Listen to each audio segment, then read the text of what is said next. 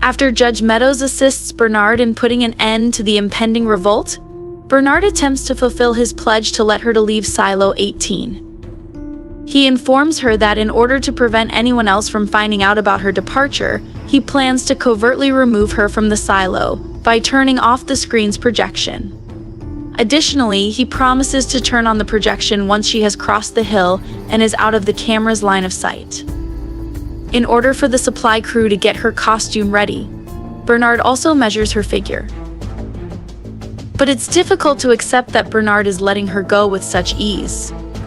Bernard is probably going to betray her by either giving her a faulty suit or by covering the edges of her garment with inferior tape.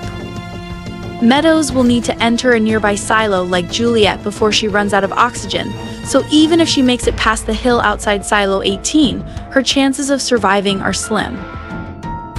Bernard tells Sims in the third episode of Silo Season 2 that he saw the film on the hard drive Juliet had purchased and intends to put Patrick Kennedy on a drug that erases memories. When he suggests the idea to Kennedy, he voluntarily agrees and requests that he erase his final memories in order to rid himself of his sorrow and forget about his deceased wife. Sims's informal reference to the memory-erasing substance implies that the silo has already used it. It might help to explain why the residents of the silo have progressively lost all knowledge of the outside world and are even unaware of the existence of birds. Although several story twists from Silo Season 1 indicate that Juliet's mother and other Flamekeepers had begun to challenge Silo 18's authorities, the drug may also be the reason why the Silo people had little to no recollection of a previous uprising. To keep the populace submissive and compliant, the medication may even be added to the silo's water supply. In Episode 3 of Season 2 of Silo, Paul Billings informs Judge Meadows that he has the syndrome.